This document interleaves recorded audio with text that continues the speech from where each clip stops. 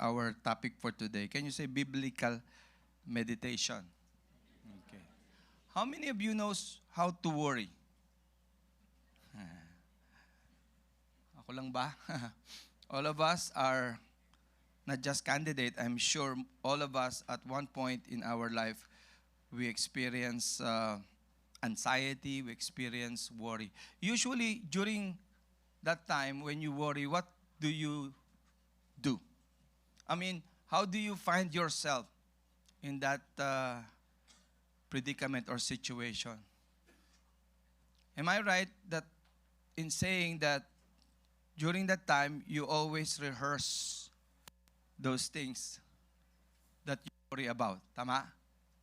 You repeat it in your mind over and over again. Even though you are asleep, as if as if you are still rehearsing that in your mind. Okay? Meditation, biblical meditation is like that as well.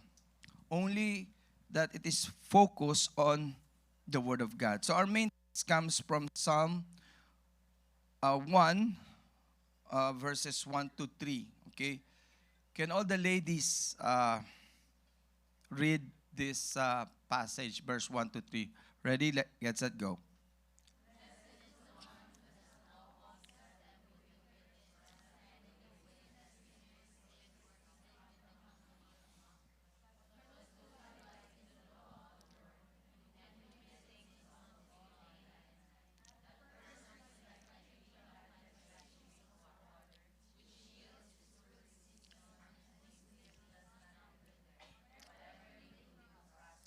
Wow. Did you notice in verse 2, it says there, his delight is in the law of the Lord, who meditates on his law, how often? Day and night. Okay? So, and then in verse 3, the last part, it says there, whatever they do, prosper. Ano man ang kanilang ginagawa ay pinagpapala. Whatever. No? Ay pinagpapala po sila. About all the men, okay, can you read this passage? 1, 2, 3, go.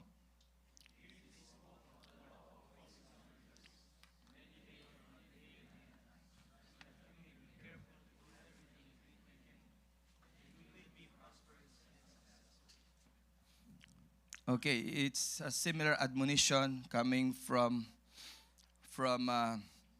Moses and David, no, that we need to keep the book of the law or the word of God on our lips. What does that mean? It did not say keep this book of the law in your mind or in your heart. It says on your lips. What does that mean? It means it needs to be uttered, it needs to be verbalized, it needs to be vocalized. Okay?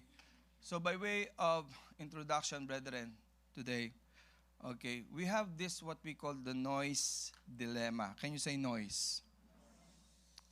Tell your neighbor, be quiet. So we live in a world of endless notification. Okay?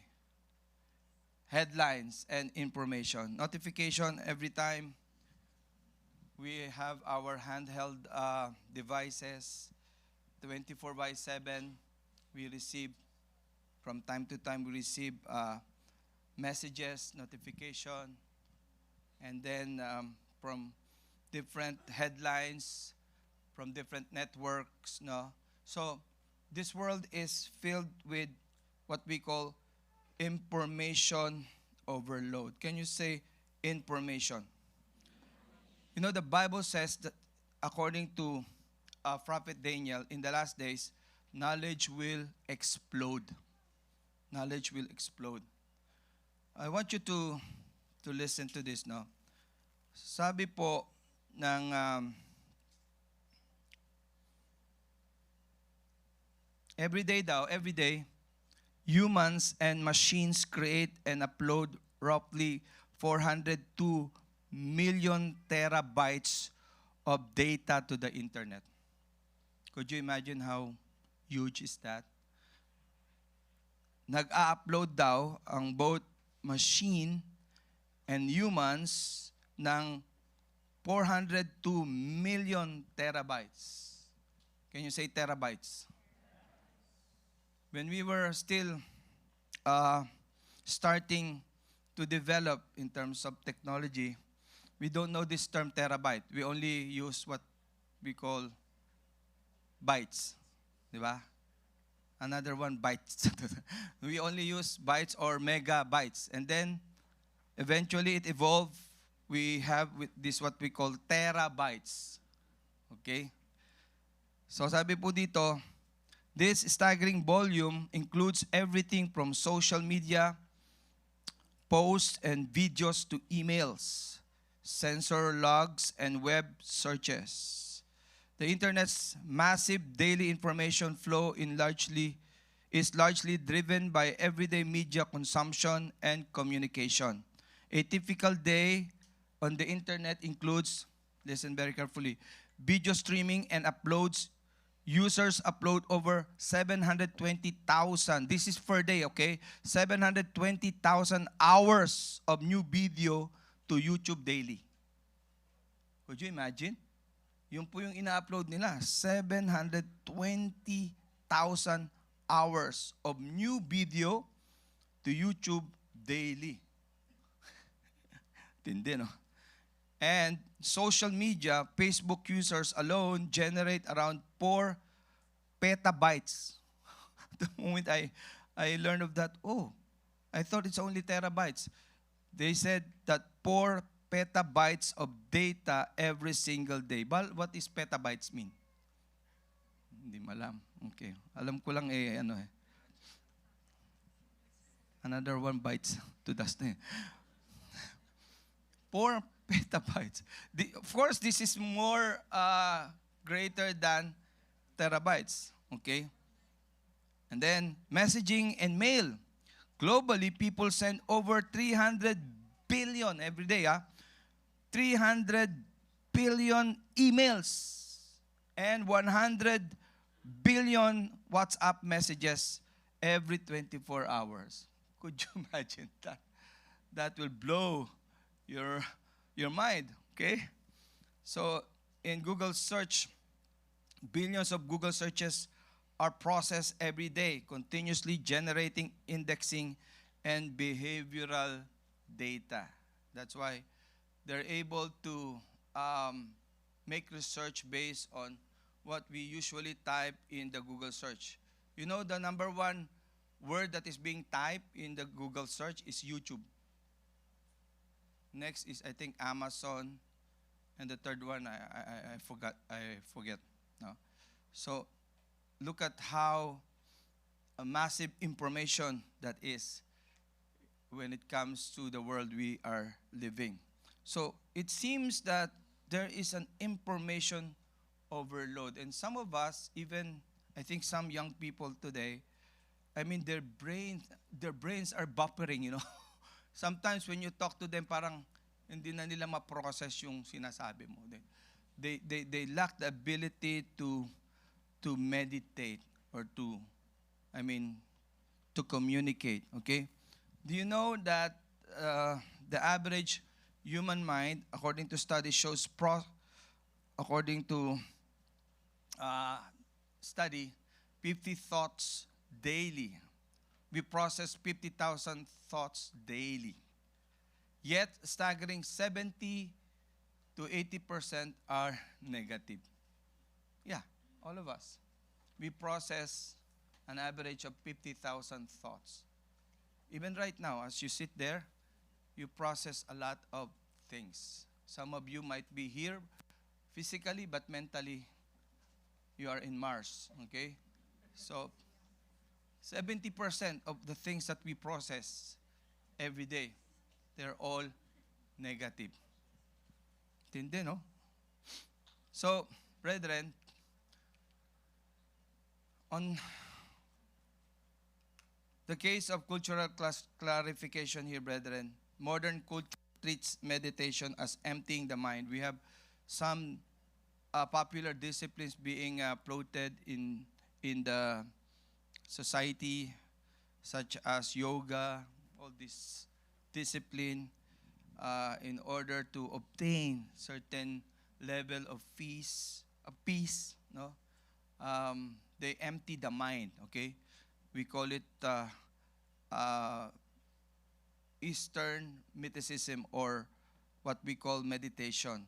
But the biblical meditation means feeling it. Ibig sabihin, pag sinabing biblical meditation, it doesn't mean you empty your mind, but the opposite is true. Okay, you have to fill your mind with the Word of God.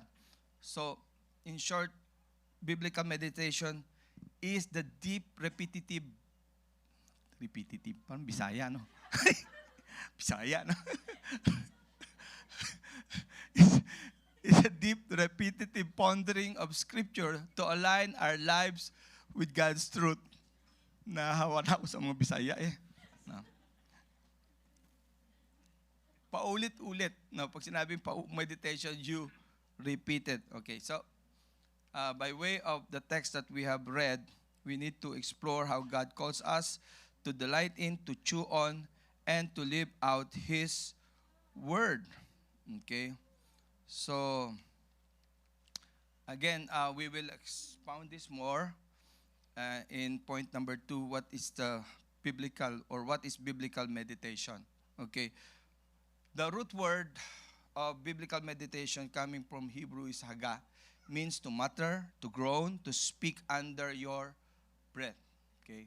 So, to groan, how many of you have grown? Yung lumaki. Hindi, iba po yun. Sino naka-experience ng ingrown? How many of you experience ingrown when you are cutting your toenails, diba? It's painful. You feel it you feel it in your body, right? You feel it, okay? That is what it means to have the Word of God inside of your being. You feel it. You are consumed, totally consumed by the Word of God, because you constantly mutter it, you constantly speak it, you constantly imbibe it in your heart, in your mind, in your soul, in your spirit. Look at the animal imagery, okay? The Puritans compare this discipline to a cow chewing its cud to absorb all nutrients. This is the popular illustration that we have developed from the word meditation. The cow chewing its cud is a classic metaphor for biblical meditation. Tignan yung katabi nyo kung mukhang cow. How many of you are working in the farm? Some of you probably noticed this, okay? Baka. Okay. Baka kalabaw. Baka. Okay. The cow chewing its cud is a classic metaphor for biblical meditation. It illustrates how believers should ruminate. Can you say ruminate? In Tagalog, ruminate means pinagbubulay-bulayan. Okay? Ruminating on Scripture. Taking God's Word, pondering it deeply, and continually reviewing it to extract its spiritual nourishment. So this is the progression. The cow illustration highlights 4 key steps in meditating on Scripture. First, grazing. Sabihin nyo, grazing. Just as a cow casually eats grass, we first read the Bible to take in the Word. Di ba yung cow kumakain ng grass? Okay? Just like us, we eat the Word of God. Kinakain natin yung Word of God. In fact, the Word of God is food for our soul. Jesus said, man does not live by bread alone, but by every word that comes from the mouth of God. Every time we consume the Word of God, we feed our spiritual being. We feed our soul. Okay? And then chewing. Can you say chewing? What does chewing look like? Tingnan niya, can you look at your neighbor and mimic what chewing is? Yung mga matatanda, di ba, sa probinsya. Nga, ano yun? Nga. Chewing. That is what cow does. They chew the grass they're eating. So when we process the text by focusing on specific verse or verses, asking question, and praying about what we read. It's not just eating. It's not just taking the grass and swallow it directly. No, you have to chew it. Okay? Can you say chewing? Sino mahilig sa chewing gum? Di ba? Meron ba kayong chewing gum na nung tinake nyo, nilunok nyo? Di ba? You take the chewing gum and you chew it. That's why it's called chewing gum. Okay? You chew it. And by the time that the chewing gum has lost its taste, what will you do? Di ba? Tatapon nyo. So you extract the juice or the taste from the chewing gum, and then eventually papasa nyo na sa katabi nyo. No, joking. So, ganon siya, di ba? You chew it so that you extract yung nutrients, okay? And then thirdly, swallowing. We internalize the truth. Okay? Yun yung ginagawa ng cow. We internalize the truths, moving them from our minds into our hearts. This is very crucial, brethren, because if you study the Bible without absorbing its truth, it's just like studying an ordinary information, okay? Or just loading some personal or secular information, okay? The Bible is not just like any other book. The Bible is a special book. The Word of God is different from any other literature, okay? You have to internalize its truth. No, you don't just read it in passing. You have to meditate, okay? And this is what is surprising when it comes to the cow. We call it chewing the cud. Throughout the day, when a cow eats the grass, okay, they chew it, and then it will go inside their stomach, or probably prior to the stomach. There's a certain area there that it will squeeze all the nutrients, and then it will go back to its mouth again. It will return. Parang ibabamit. It will regurgitate. Okay? Regurgitate. Okay? Yun na yun, kung ano yung tawag doon. Parang ibabamit. It will be vomited and it will return again to the mouth, and they will re-chew it. Paulit-ulit na ngunguyain. Hanggang sa yung pagkain ay durog na. Na wala na talaga siyang nutrients kasi naihiwalay niya na doon sa pagkain. Okay? So throughout the day, we bring the scripture back to mind, reviewing it to extract deeper spiritual wisdom and peace. Mga kapatid, that is how we illustrate biblical meditation. Okay, tinan mo yung baka, tinan mo, di ba ngayon lang nakakita ang bakang ganyan itsura, no? So, ruminate yan all throughout the day. Even in the province, in the Philippines, did you notice some of the Carabao, ano bang tawag doon sa atin? Carabao. Yeah, so, those of you who have grown up in the provinces, this is noticeable, right? You see this Carabao always chewing like that. Pero, yun ang kanilang hobby. Okay? So, again, what is biblical meditation?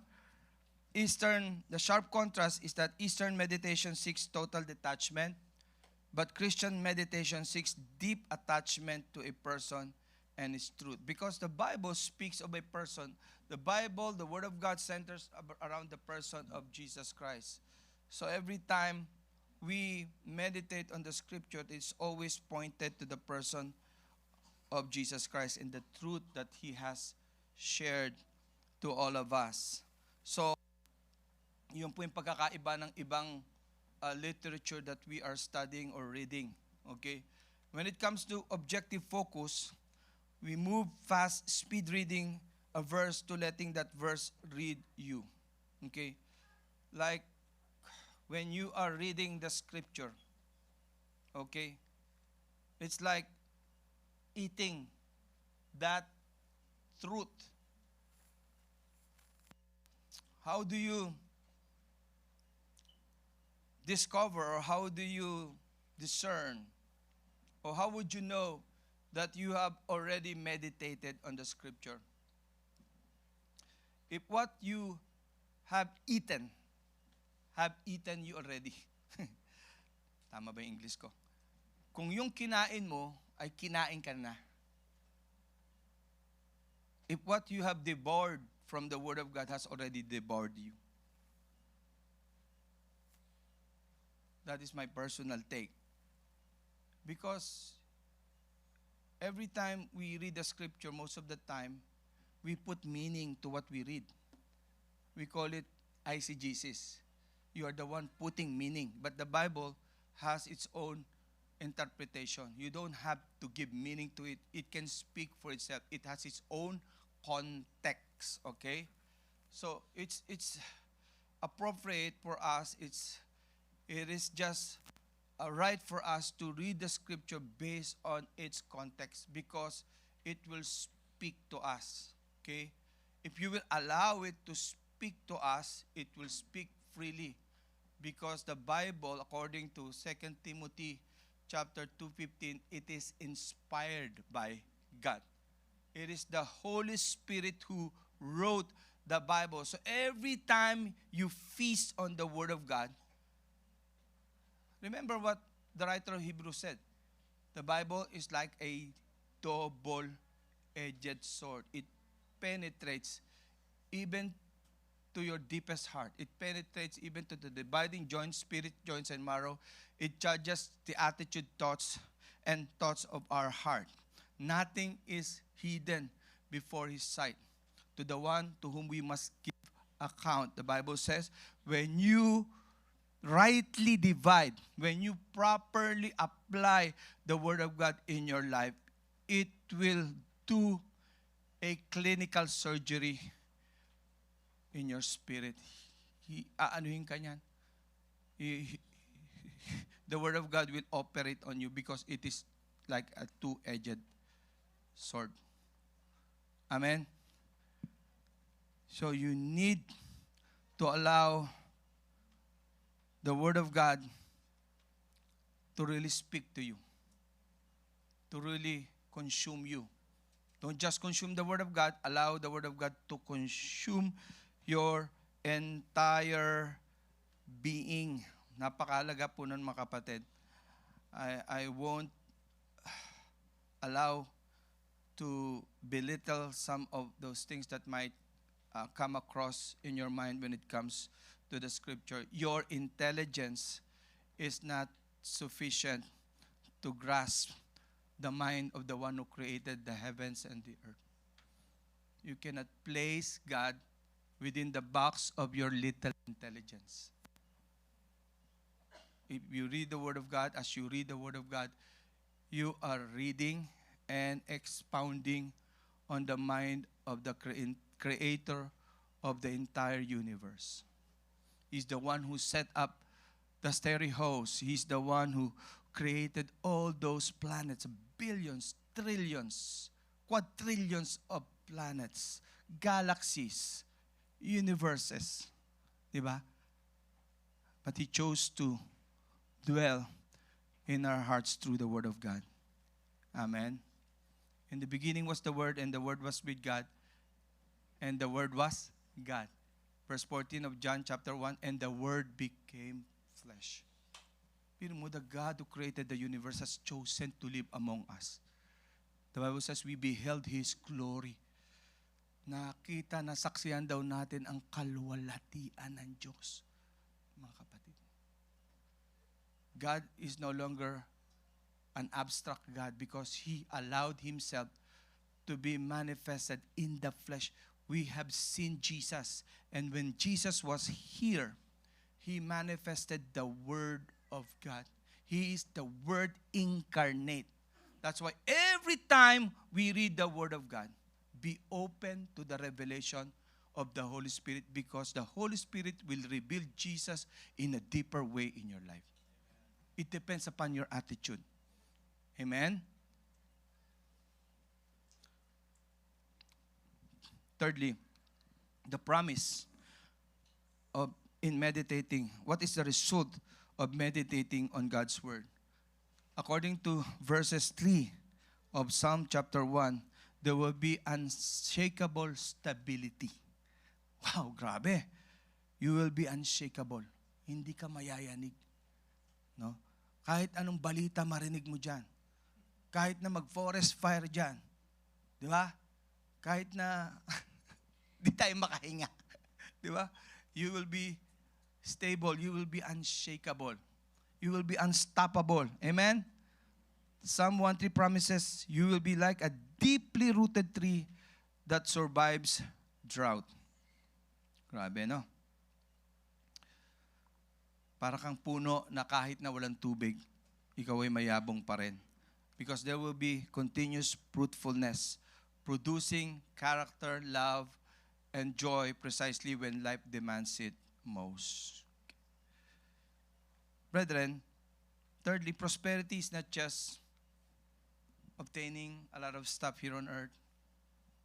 Prosperity goes beyond material wealth.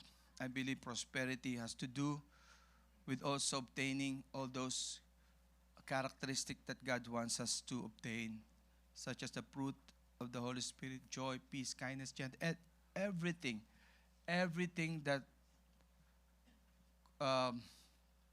comprises what life is all about. Jesus said, man's life doesn't consist of the abundance of what he has. Yung mga tao sa mundo, ganyan ang thinking nila. May pera ako sa bangko, stable yung job ko, wala na akong hahanapin pa. No, life is more than material acquisition. Mayaman ka nga, pero pulubi ka naman sa iyong kaluluwa. You might be rich materially, but your soul is impoverished. What's the use? Steve Jobs, before he died, acknowledged that. Sabi niya, grabe naging trabaho ko, kaya nga ako Steve Jobs. So, most of you have read his biography, his testimony prior to his passing, di ba? Sabi niya, pagdating pala, when it comes to the end of your life, what you have achieved, all those material prosperity, all those gadgets, all of those, it won't matter. You will call those people who are dear and close to you. Tao rin, yung mga nagmamahal sa'yo. Yun ang tatawagin mo, di ba? Some of you would ask forgiveness. Kasi alam mo, hindi mo madadala sa kabilang buhay yun eh. You know that those things, material things, you cannot bring it to your next life. Sabi nga ng isang author, only one life it will soon be past, but only what's done for Christ will last. And everything that God has in store for us to accomplish here on earth are encapsulated in the Word of God. That's why you have to know the Word of God, so that you will not miss what God wants you to accomplish while there is still time here on earth. You know, life is so short, brethren. Look at those people who have suffered burning in their houses, diba? In a split second. They were unaware that danger was looming on the horizon until 1 second, just a split second, all were lost. According to them, everything was lost. But from a perspective of a kingdom citizen, those things are not everything. If you still have God in your life, you haven't lost everything.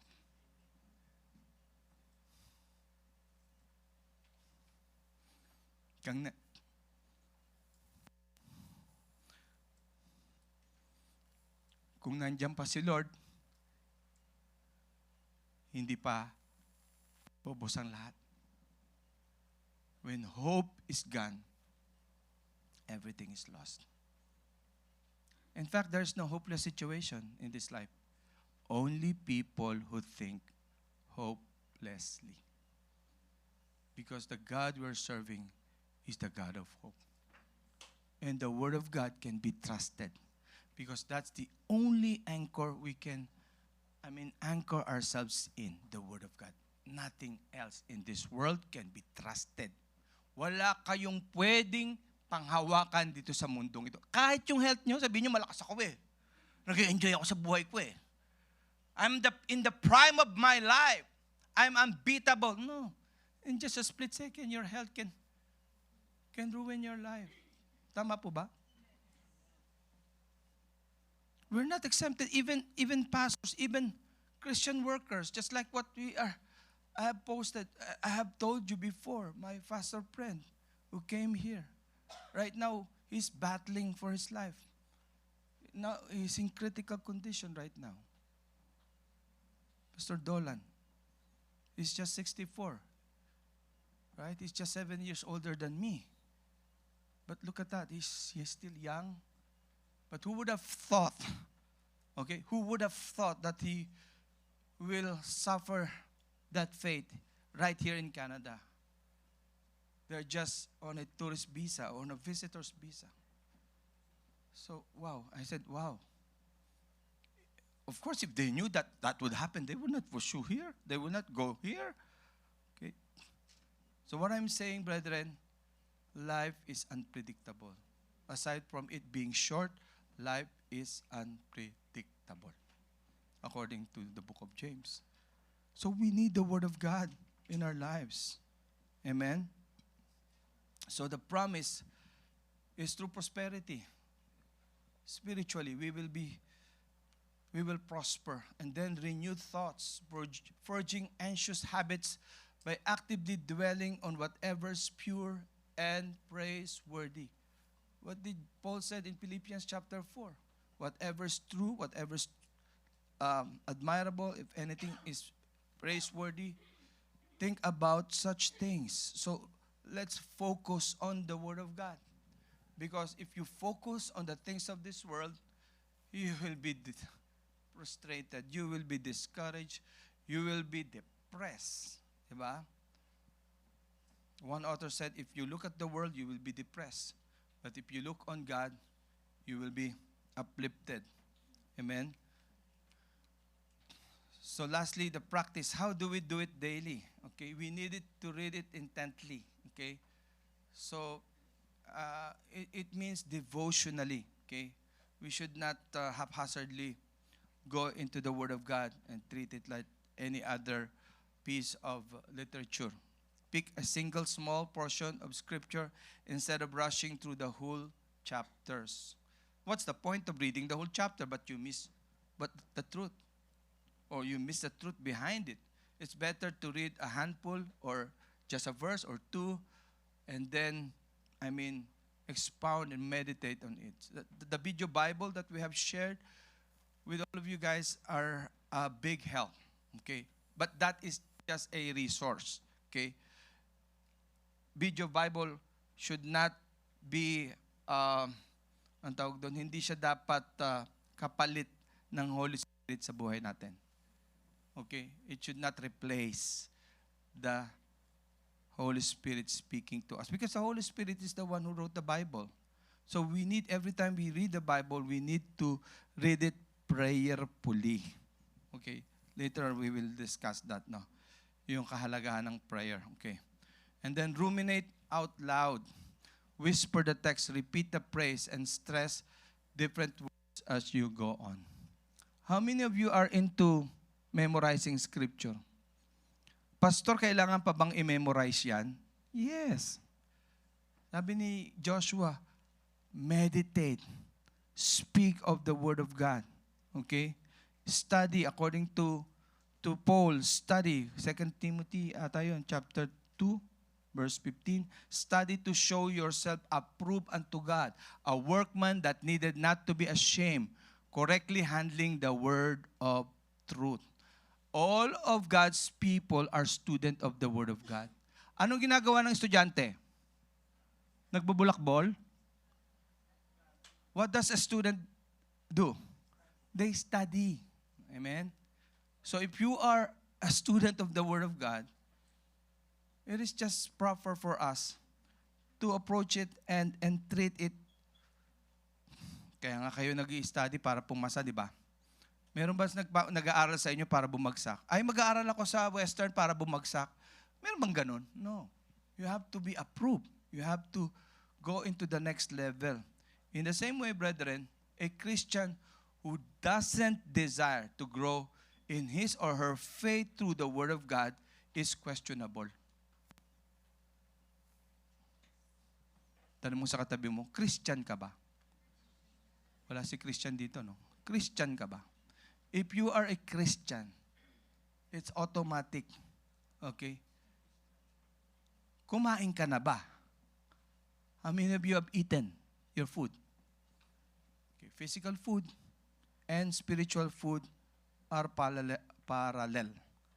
If you are eating physical food, you have to, eat spiritual food as well. Okay? Next, ito yung sinasabi ko kanina, remember the context. Okay? Remember the context. Ask simple question like, who is speaking? Okay? Who wrote the passage? Was it written to someone? Okay, is it a psalm? Is it a poetry? Etc., etc. We have tackled that during our Old Testament survey. Okay? What does this tell me about God? Okay. So what is the application? How does it speak to us? What is the timeless principle that we can extract from it? Because the scripture was written to the first century believers. The scripture was written to the Old Testament believers, not to us. But we can benefit by applying the principle, the timeless principle that we can also apply in our modern generation today. Okay? And then respond in prayer. Turn the exact text you read back into a conversational prayer to the Lord. Lord, this is your message to Apostle Paul. This is your message to Apostle Peter. Lord, let me have it in my heart. What is your message to me out of this text that I am meditating today? Mangungusap si Lord sa inyo, mga kapatid. And then, ito yung kailangan ka mag-journal, okay? Record your thoughts. Use a journal to write down observation, struggles, and specific application points. Okay? Yun na po yun, mga application. And then in conclusion, the main choice is for us. Will you look into the mirror of God's Word and walk away, or will you anchor yourself there? Sabi po ni James, when you read the Word of God, it's like you facing the mirror. Sino sa inyo nagsalamin ngayong umagang ito? Alam ko kung sino hindi. Ako yun, hindi. So, what do you do when you go to the mirror? What do you do when you go into the mirror? Si Bal daw nagko-comb.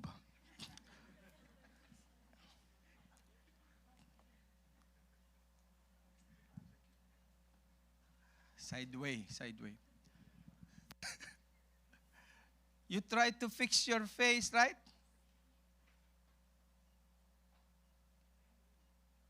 You fix yourself when you face the mirror. Ay, meron akong muta. Ilipat ko sa kabila. Diba? Oh, I have this speck in my face. I have to remove it. I have to clean it. Sinong mas matagal sa salamin, babae o lalaki? May naglalaki. Yeah, there's no debate about it. Women stay longer in the mirror than men. Okay? But the objective is to fix yourself. When you read the scripture, if we are serious, it will fix us all. Ipapakita ng scripture, the scripture will reveal to us some of those things that we need to remove from ourselves. Such as bitterness, jealousy, unforgiveness. Sino sa inyo ang meron pang bitterness po? Bitterness is not bitter. Better. Bitterness is a poison. Unforgiveness is a poison. So Jesus said, forgive, and you will be forgiven. Last. Sino po may last sa inyo? It will be a toxic poison to you. So every time you face the Word of God, it will extract those things that doesn't belong to your earthly nature. It will teach you how to crucify yourself. Colossians 3, verse 1 to 3. Since you have been raised up with Christ, set your minds on things above. Apart from the Word of God, you cannot fix your mind on things above. Most, or even some of God's people, after they accepted the Lord Jesus, their mind is still on earthly things. They don't enjoy the things of God. They don't enjoy the Word of God. Why? That's questionable. If someone claim, oh, I'm a Christian, and yet they don't enjoy feasting or meditating on the Word of God, it's questionable. The Bible says, since you have been raised up with Christ, sabi niya, put to death whatever belongs to your earthly nature. You can never put to death your earthly nature apart from the Word of God, because it is only the Word of God that points us how to put it to death, to crucify it. Sabi niya, put to death whatever belongs to your earthly nature, sexual immorality, impurity, lust, evil desires, greed, which is idolatry. Because of that, the wrath of God will come on you. That's the Word of God in Colossians chapter 3. You read it for yourself. So the choice is for us. The choice is given to all of us, whether you will choose life or death. Choosing the Word of God is choosing life. Amen? So as you focus on the Word of God, it changes you from the inside out. It is a form of a mirror. It will mirror.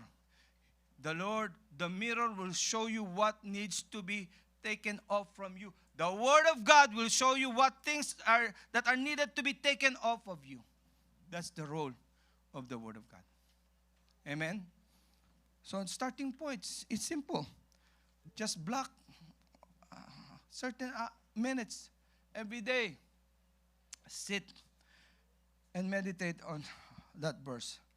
The final call for us is to move from an empty, anxious mind to a soul that is deeply satisfied by God's truth. The only antidote to worry, to anxiety, brethren, is to be satisfied in the Word of God. If your spirit is born from above, you will begin to appreciate those things that comes from the Word of God. I'd like just to read, this is just a lengthy, it is a lengthy, but please bear with me. This is from Dr. H.A. Ironside, adapted from the book Holiness, the False, and the True.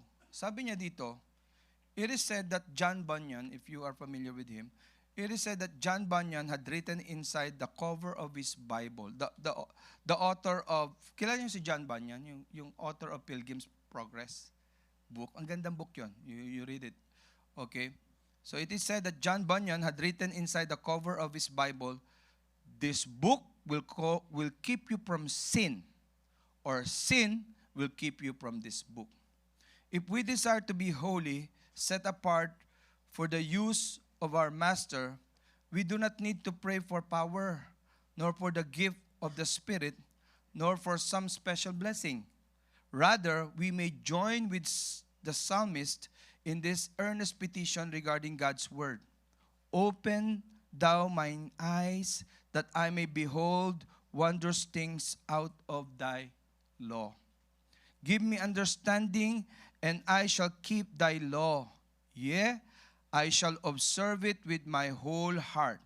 Order my steps in thy word, and let not any iniquity have dominion over me.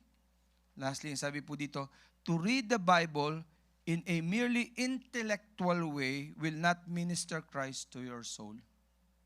Earnest, devout study of the Scriptures must never be separate from believing prayer. I will repeat that. Earnest, devout study of the scripture must never be separate from believing prayer.